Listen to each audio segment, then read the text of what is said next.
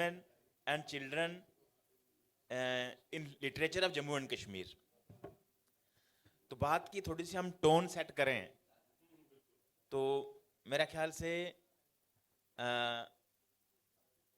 शुरुआत भी आज हम करेंगे नारी शक्ति से, तो अंत भी नारी शक्ति पे करेंगे। तो अब शुरुआत की नारी शक्ति है मेरी बेटी श्री की बहन भगवती।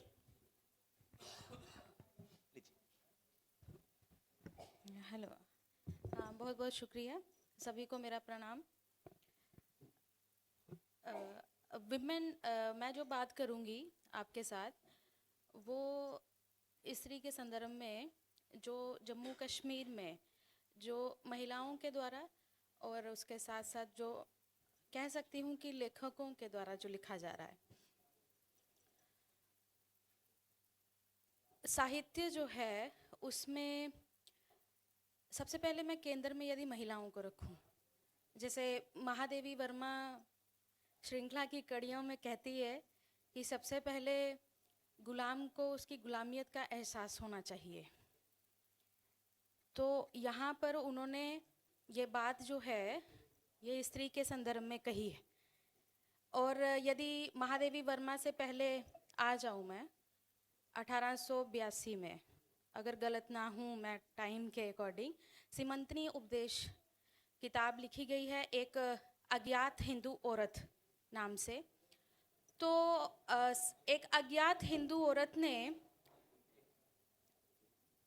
इस संदर्भ में कहा है कि जो जेल में जीवन व्यतीत करते हैं वो, और जेल के अलावा जो जीवन व्यतीत कर रही है स्त्री, सबसे पहले वो अपने आप को देखे जो श्रृंगार है या जो सामाजिक कुछ बंधन, कुछ ऐसे नियम जो बनाए गए हैं महिलाओं के लिए, उस और उसको ख्याल करना चाहिए और देखना चाहिए कि बेड़ियां जो हैं वो जेल के अंदर जीवन व्यतीत करने वाले में है या स्त्री।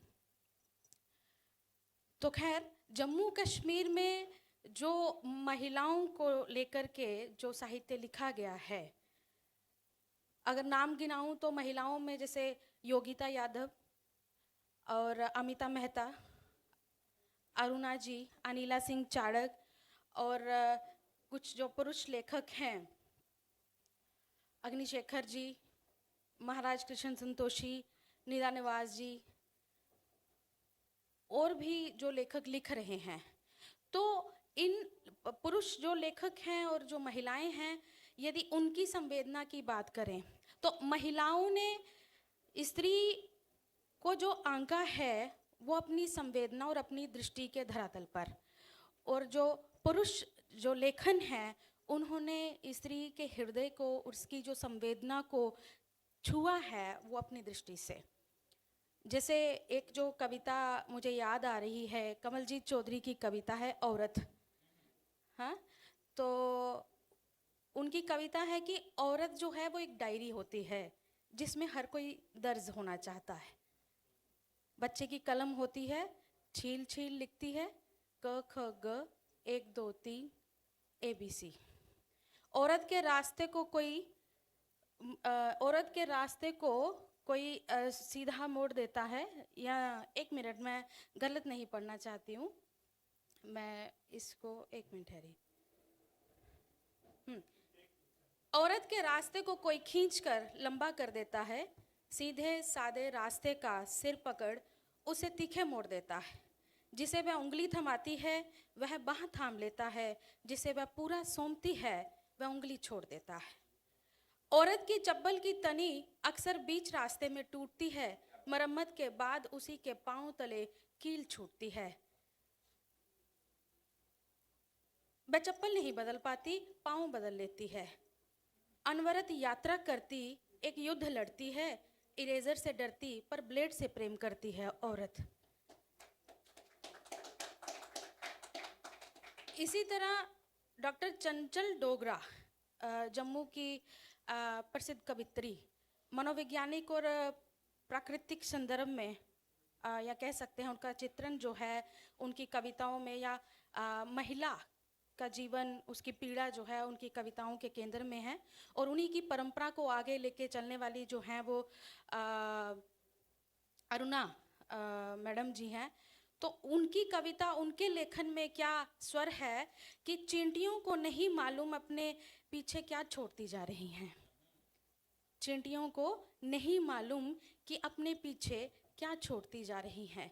तो जम्मू कश्मीर में जो लेखन है स्त्री को केंद्र में रख करके, तो महिलाओं और पुरुषों के माध्यम से जो स्त्री को केंद्र में रख करके लिखा जा रहा है, उसकी अस्मिता, उसकी व्यथा, उसकी पीड़ा, उसका दर्द और कामकाजी महिलाओं को लेकर के जो अब नई तरह की जो चुनौतियां आ रही हैं, वो जम्मू कश्मीर के लेखन में केंद्र में है। और कुछ ऐसे सवाल उनके लेखन में हैं जो हाँ, एक बात ये बताना चाहूँगी कि स्त्री विमर्श की यदि दृष्टि से बात करूँ तो जो स्त्री विमर्श मुख्यधारा का स्त्री विमर्श है, उसमें उस दृष्टि से यदि जम्मू कश्मीर के स्त्री विमर्श के ऊपर बात करनी हो तो उनसे अलग है। किस तरह से? क्योंकि वो इस विमर्श को लेकर के जो नियम है या जो सिद्धांतिकी है उससे अलग हट करके केवल वो स्त्री के मन की या उससे उसके ज़मीन की बात करता है। बस इतना कहूँगी। धन्यवाद। बहुत अच्छा। आपने तो पहले बैट्समैन ने पहले ओवर में ही 6 छक्के लगा दिए हैं, ठीक। तो आप टोन अच्छी सेट हो जाएगी। तो मैं इसके बाद मेरे दोस्त राजेंद्र रांझा, इनको माइक दूंगा कि अपनी बात करें। इससे पहले वो बात कर रही थी औरत की कि कुछ औरतें लिखती हैं, कुछ औरतें कहानियाँ जीती हैं। तो मुझे एक कहानी जीती औरत का स्मरण हो आया है। नाम है बंतो देवी। 1947 में जब पार्टीशन हुई, वह यहाँ आ गई। उसका एक भाई पाकिस्तान में छूट गया।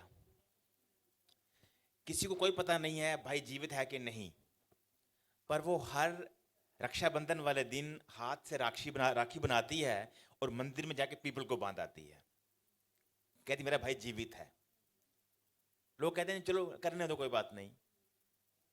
47 से 65 साल बाद जब ये राह मिलन खुलती है तो उसको वहां से एक मैसेज आता है कि तुम्हारा भाई जीवित है।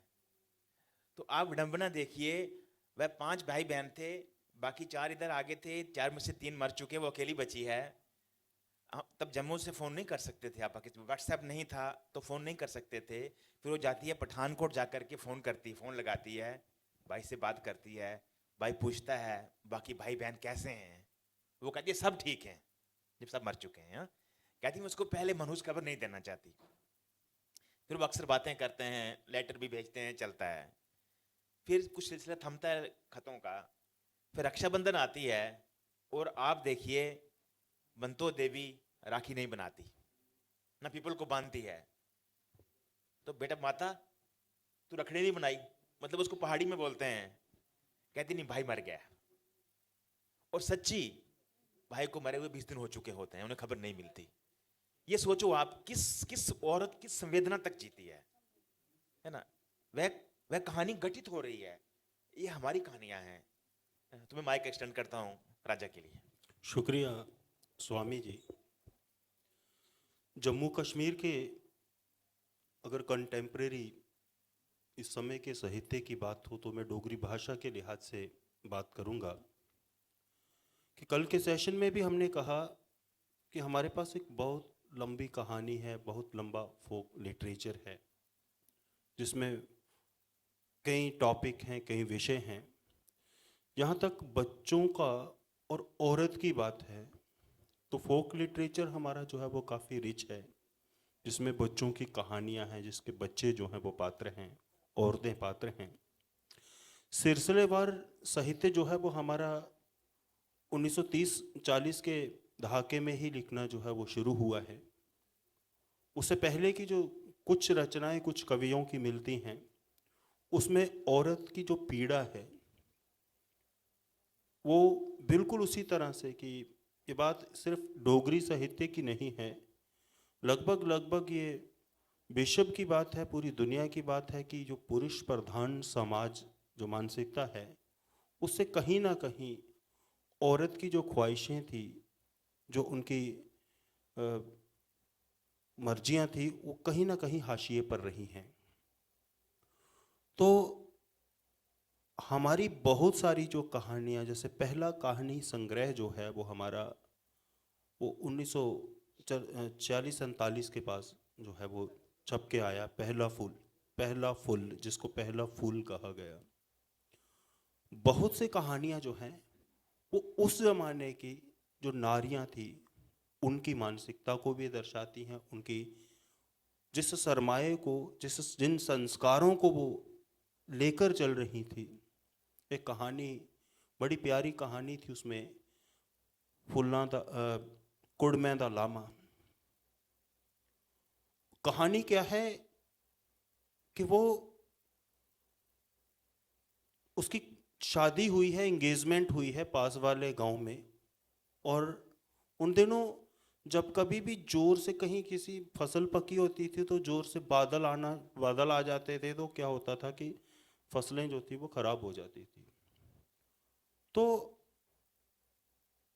लोग जोगियों के पास जाते थे।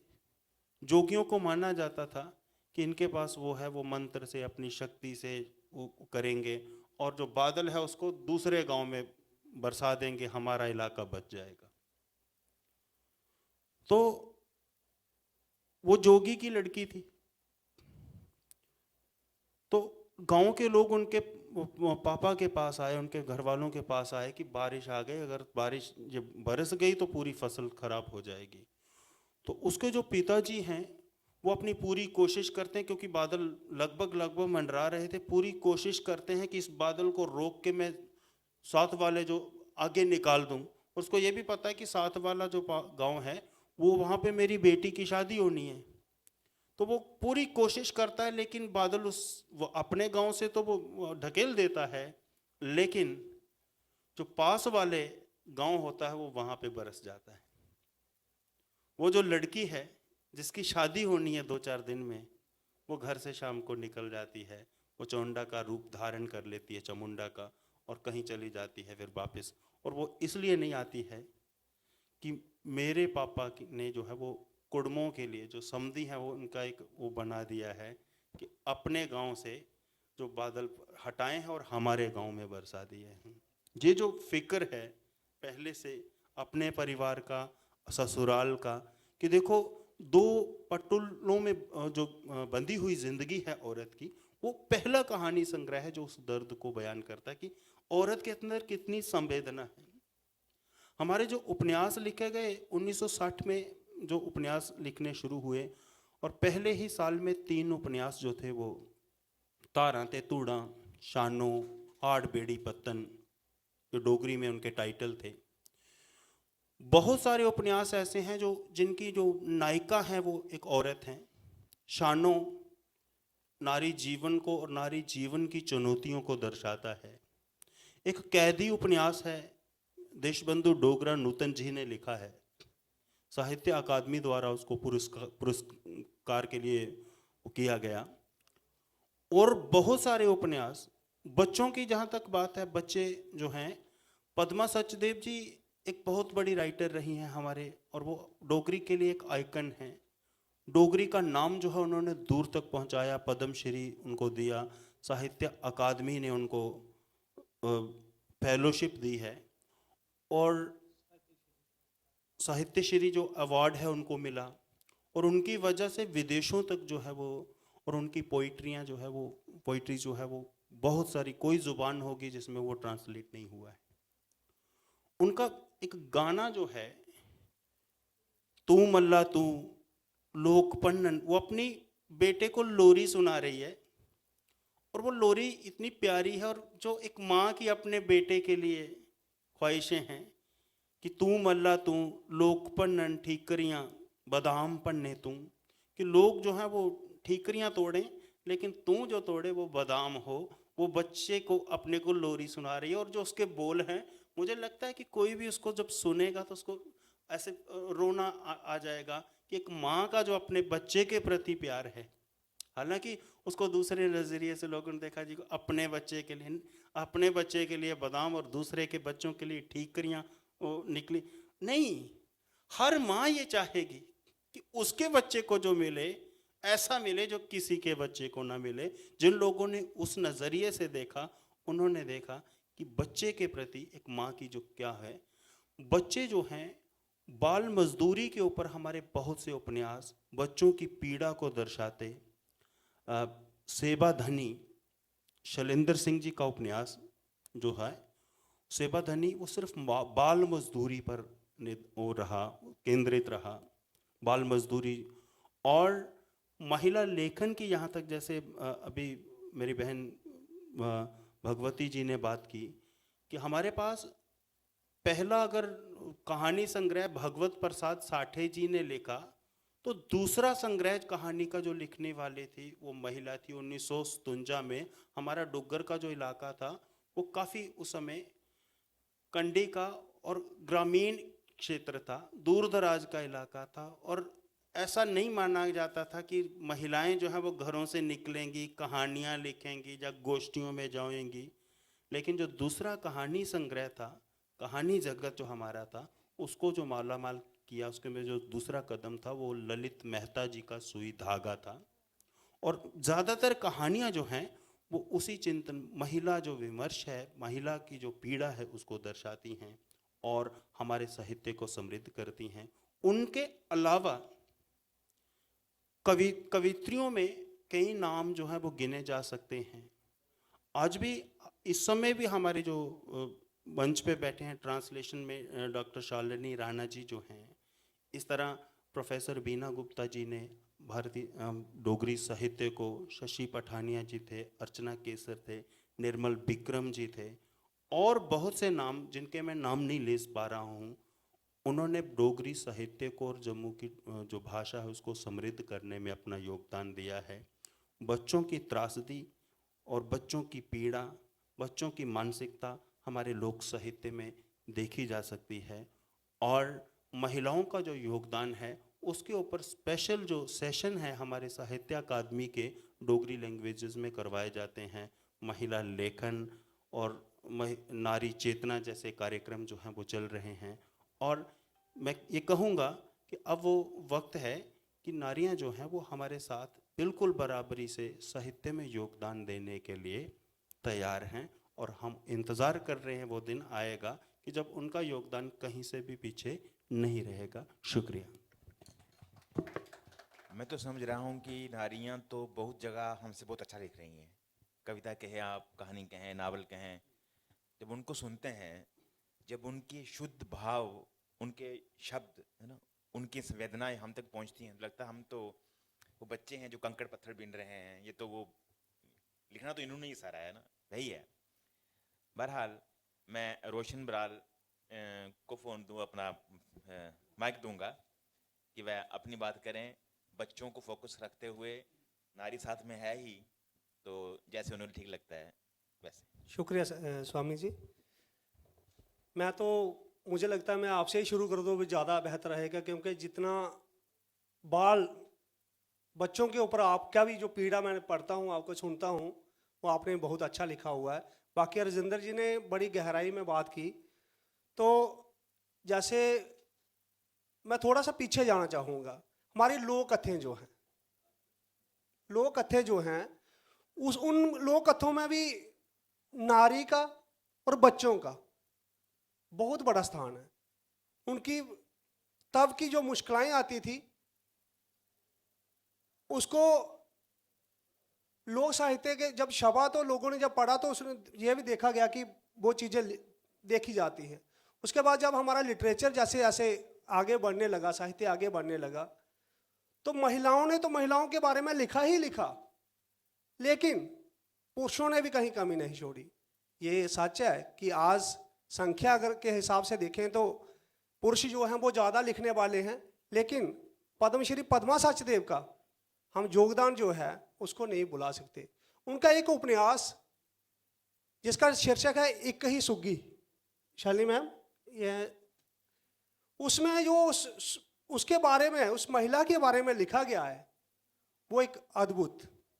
बहुत और उनकी एक कविता है, ये राजे दियां मंडियां तुंदियन, वो बाल मनोवैज्ञानिक है। वो एक सवाल पूछा जा रहा है एक बच्चे की तरफ से, एक बच्चा बन के पूछा जा रहा है कि ये राजे की मंडियां, ये महल जो हैं, क्या ये आपके हैं? जो मतलब वो जो पूछती है उनको, एक पानी, उसकी बड़ी अलग बाब है, कहानी है। इसी तरह से निर्मल विक्रम जी का एक कहानी है, रेतू दा कर। उसमें एक कहानी थी, पंजाई दा नोट। जब मैंने वो पढ़ी तो मैं बड़ा इमोशनल हो गया, भावुक हो गया। अकेला था कमरे में, तो मेरे जब उस कहानी से बाहर निकला तो मुझे लगा नहीं, मुझे आंसू आ गए थे। तो जैसे रांझा जी ने नाम लिया देशबंधु डोगरा नूतन जी का, वो आंचलिक लिखते हैं ज़्यादा, वो जो देखते हैं उसको ज़्यादा, और वहाँ की जो लोकल जो कुछ होता है, जैसे कैदी का जो कहानी है, एक शानो उपन्यास है बेदराही जी का, नरेंद्र खजूरिया का, सारी बेदराही का आया उसके उसी महीने साल में 8 बेड़ी पतन आया। शानो जो है वो नरेंद्र खजूरिया का। तो शानो की भी कहानी उसी तरह से है, लेकिन मैं थोड़ा सा इसको बदलूंगा। त्रुटि दी डोर एक बड़ा अद्भुत, उस समय क्या क्या होता था, कैसे रिश्ते बिखर जाते थे, और कैसे फिर बच्चे, महिला की मुश्किल है लेकिन बच्चे उनको डाली, उसका एक पात्र है, बेटी है उसकी, तो वो किस तरह से उसको जोड़ती है उस रिश्ते को, वो भी बड़ी गहराई से उसको अगर जो भी पढ़े तो वो बड़ा हमें दिखता है। और आज मैं भी बाल साहित्य की और थोड़ा आगे बढ़ूं, तो जैसे ही अभी सारे जानते हैं, सारे पढ़ते भी हैं, साहित्य अकादमी की तरफ से बाल पुरस्कार दिया जाता है, तो दौड़ भी बढ़ी है। इसमें मुझे कोई संकोच नहीं कहने में कि लोग ज़्यादा लिख रहे हैं। ताराचंद कलंदरी बाल साहित्य में वो पुरस्कार से सम्मानित किए गए हैं। जश निर्मल का ने एक बहुत अच्छा उपन्यास लिखा, छुट्टियां, डोगरी बाल उपन्यास, वो मेरे लिए पहला था वो। तो इसी तरह से बड़े अच्छे अच्छे लोग हैं। हमारे बड़े एक सीनियर राइटर हैं ध्यान सिंह जी, उन्होंने बाल साहित्य पे बड़ा लिखा हुआ है। और बाल, वो उनकी एज जो है वो 85 के करीब है, लेकिन वो जब पढ़ते हैं वो उस कविताओं को, तो ऐसा लगता है कि बच्चा ही पढ़ रहा है, वो बड़े प्यार से वो पढ़ते हैं। तो मैं ये डोगरा लिटरेचर के उसी से बात कर रहा हूँ। तो ये मुझे खुशी के साथ हम कह सकते हैं कि आज जो हमारा साहित्य जो है, चाहे वो महिलाओं पे हो, चाहे वो बाल हो, जहाँ हम महिला लेखन की बात भी करें, आज हमारे बीच लेखिकाएं भी हैं। समाज हमारे, चाहे वो डोगरी साहित्य हो, कश्मीरी में युवा जो साहित्यकारा जो हैं, हमारी शायरा बहनें जो हैं, वो भी बड़ा अच्छा लिख रही हैं। हम उनसे भी सुनते हैं, जो पढ़ते हैं। तो डोगरी में, हिंदी में, जम्मू कश्मीर के अगर हैसियत से बात करूँ, तो उस तरफ से बात करूँ, तो आज मतलब पूरा हम सेटिस्फाई हैं, संतुष्ट हैं इस बात से कि अच्छा लिखा जा रहा है। महिलाओं पे भी लिखा जा रहा है, महिलाएं भी लिख रही हैं, बच्चों पे भी लिखा जा रहा है, और बच्चे भी लिख रहे हैं। शुक्रिया सर, थैंक यू। बहुत बहुत शुक्रिया रोशन। इन्होंने वेदराही जी का नाम लिया, तो हम ललदेत की बात तो 3 दिन से कर ही रहे हैं। तो उनका उपन्यास है ललदेत, तो कृपया वो पढ़िए, उसका नाम लिख लीजिए, अमेज़न पे है, वो पढ़ने लायक है, ज़रूर पढ़िए उसको। आपको आपके एक नई खिड़की खुलेगी आपके सामने। तो एक बात, जम्मू कश्मीर में जो भी लिखा जा रहा है, चाहे वो पंजाबी में है, उर्दू में है, हिंदी, डोगरी या अंग्रेज़ी, वो सारा जम्मू कश्मीर का साहित्य है ना, जम्मू कश्मीर का साहित्य है। तो शालिनी जी इंग्लिश लिटरेचर की स्टूडेंट हैं और अंग्रेज़ी पढ़ाती भी हैं। एक तो अंग्रेजी लिटरेचर के हवाले से भी अपनी बात करेंगी, दूसरा इस सारे सेशन को कंक्लूड वही करेंगी, और अब माइक उनके पास है, जैसे चाहें इसको वैसे करें। Shalini ji, doctor Shalini Rana. Thank you sir. Jammu Kashmir के विमेन लिटरेचर की अगर मैं बात कहूँ, क्योंकि सर ने कश्मीर लिटरेचर पे काफ़ी रोशनी डाली है, तो जिस एरिया पे मैंने ज़्यादा काम किया है मैं उसी पे कॉन्फिडेंटली बोलूँगी, हवा में बात नहीं करूँगी। जम्मू का जो लिटरेचर है, जम्मू रीजन का, उसे मैं 3 भागों में बांटती हूँ, और उस पे हमारी टीम ऑफ स्कॉलर्स जो है इस टाइम पे डॉक्यूमेंट कर रही है, क्योंकि अभी तक वो डॉक्यूमेंट भी नहीं हुआ है। उसके 3 हिस्से हैं। पहला जो पुरातन हिस्सा आता है वो ओरल लिटरेचर का आता है। दूसरा जो मिडिल में कुछ महिलाएं जब पढ़ लिख गईं, उन्होंने जब पहला कदम रखा, पहला प्रयास किया लेखन का, वो महिलाएं, और आज की कंटेम्प्रेरी। इससे पहले कोई महिला या ललदित जैसी महिला इधर डोगरा रीजन में क्यों नहीं हुई? क्योंकि एक तो ये इलाका वॉरियर्स का रहा, वॉर्स काफ़ी रहे इस रीजन में, और दूसरा कंजर्वेटिव, यहाँ के परिवार काफ़ी कंजर्वेटिव थे। सती सिस्टम और फीमेल फीटिसाइड बहुत ज़्यादा था। खासकर राजपूतों में तो इतना था कि लड़की अगर पैदा हुई तो बोले इसी दबी उड़ो, मतलब इसको दबा दो। आप बहुत सी महिलाओं ने इन पे कहानियाँ लिखी हैं और पुरुषों ने भी लिखी हैं। आप जब पढ़ते हैं तो आपके रोंगटे खड़े हो जाते हैं, आपका दिल करता है आप भी कहीं छलांग मार दो, इतना पाप होता था हाँ इस धरती पे। तो अलग अलग तरीक़ों से मुंह में रुई ठूस के या बड़ा गुड़ का ढेला ठूस के नानी और दादियाँ, घर की बूढ़ी महिलाएं जो थी वो तैयार रहती थी कि लड़की जम्मी और जो है इसको जो है दबा दिया जाए, क्योंकि आक्रमण बहुत होते थे, महिलाओं के साथ बलात्कार होते थे, लोग इसे एक इज्जत का मामला समझते थे। Honour, you can say it was a kind of an honour killing. ये हो गई, अब पता नहीं क्या होगा। तो फिर उससे उनकी आबादी भी कम हुई। एक बार एक सेंट्रल यूनिवर्सिटी के प्रोफेसर ने मुझसे पूछा, मैम हम जो है गर्ल्स हॉस्टल का नाम किसी पुरानी जो जीवित ना हो ऐसी महिला पे रखना चाहते हैं। तब पद्मा सचदेव जीवित थी, तो उन्होंने कहा हम उनका नाम जैसे है रिवाज रखने का कि बच्चों को पता चले। तो मैंने फ़ौरन अपने जितने भी साहित्यकार भाई थे और जो सीनियर्स हैं उन सबको फ़ोन लगाया। तो एक कहते हैं इतने जम्मन नहीं देंदे है तो तुस आखा दे लेखिका ही पुरानी है, पैदा नहीं होने देते तो गला गल करा कर दे होगी। तो ये स्थिति थी। लेकिन ओरल लिटरेचर था। महिलाएं जब धान रोपती थी उस समय वो गाती थी, जब बच्चों का जन्म होता था सेलिब्रेशंस के टाइम गाती थी, भाई जब घोड़ी चढ़ता था तो गीत गाती थी। और ज़्यादातर गीतों में राम कृष्ण अयोध्या इसका जिक्र आता है हाँ। और बहुत सुंदर वो 4-4 लाइन के गीत हैं, छोटे छोटे गीत हैं जो हर मौक़ों पे हाँ जी पतरिया होया बुआ ना दस्से, मतलब बुआ जो है वो नाम रखेगी, जो आंट है वो नाम रखेगी। इस तरह के जो है हर ओकेजन के लिए गाने थे, जब बहू कदम रखती है उसके लिए गाने थे। ये सारे ओरल फोक लिटरेचर में आते हैं। और क्योंकि वॉर बहुत होते थे तो उन गानों में अक्सर दर्द भी है कि मेरा पिया जो है वो परदेस गया हुआ है, सिपाही है, पल्ला शपाइया डोगरे, तो हमारी पद्मा जी लिख के गई हैं।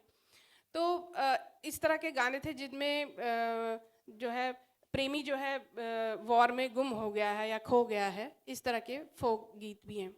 उसके बाद आती है पौध ऐसी महिलाओं की जिन्हें शिक्षा का जो है अधिकार मिला। जब हमारे यहाँ भारत में स्वाधीनता संग्राम चल रहा था उस समय जम्मू में बहुत महान हस्तियाँ हुई, सोशल एक्टिविस्ट हुए, वैसे आज नहीं दिखते हैं। तो मैं धन्य मानती हूँ उन लोगों को। उन लोगों ने लड़कियों के लिए पाठशालाएँ खोली। महाराजा हरि सिंह की वाइफ तारा देवी, उन्होंने government college for women parade खोला। जब आप उनको शिक्षित करेंगे तभी तो उनको अपॉर्चुनिटी देंगे, प्लेटफॉर्म देंगे, तो उसका बहुत फ़र्क पड़ता है। उस वजह से बहुत सी लड़कियों ने लिखना शुरू किया, संभ्रांत परिवारों की, और रिसर्चर भी बनी, जिनमें से वेद घई जी का काफ़ी नाम है, जिन्होंने नीलमत पुराण पे रिसर्च किया था। तो पद्मा सचदेव पहली महिला मानी जाती हैं डोगरी में अगर लेखन की बात करें, और उन्हें भी बड़ा संघर्ष करना पड़ा, उनके लिए आसान नहीं रहा। रेडियो में वो काम करती थी, उन्होंने खुद सुनाया एक सम्मेलन में कि किस तरह से चीफ मिनिस्टर को उस टाइम पे बख्शी साहब को चिट्ठी लिखी गई थी कि इस लड़की को निकालो, इसका कैरेक्टर ठीक नहीं है, क्योंकि जो गाना गाती है, ब्राह्मणों की लड़की है, इनके साथ फिरती है, सम्मेलनों में जाती है, अच्छा नहीं मानते थे। तो परंतु बख्शी साहब ने, उन्होंने कहा ये मेरी वो उनसे मिले और उनसे बातचीत की। उन्होंने कहा खबरदार मेरी बेटी को किसी ने कुछ कहा तो, ये वापस उनको रीइंस्टेट कराया था। ये हमने पद्मा जी के मुँह से स्वयं सुना। उस दौर की एक और महिला हैं क्योंकि लड़कियों ने लिखना शुरू किया परंतु बहुत से के विवाह हो गए, तो उसके बाद उनको वो मौके नहीं मिले। उनमें से एक सुषमा जी थी, खजूरिया जी, उनकी भी अभी रिसेंटली डेथ हुई है। उन्होंने बहुत मार्मिक कविताएं लिखी हैं, गाय पर, बच्चों पर। उन्हें हम बाल लेखिका भी कह सकते हैं कि जिन्होंने बच्चों के लिए साहित्य लिखा। और उसके बाद चंपा शर्मा जी हैं, और काफ़ी सारी महिलाएं हैं जो जिन्होंने उस दौर में लिखा। निर्मल विक्रम जी का इन्होंने नाम लिया। उन्होंने जो है रेतुदाकार, वो पहली फेमिनिस्ट बुक मानी जाती है।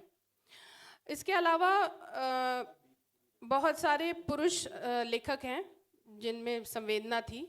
तो क्योंकि अच्छा लिटरेचर गायनोसेंट्रिक या एंड्रोसेंट्रिक नहीं होता, तो इनमें से के हरि सिंह मधुकर जी का है डोला कुन ठप्या। उस पे मैंने डॉक्यूमेंट्री में काम किया है, उस पे डॉक्यूमेंट्री बनी थी।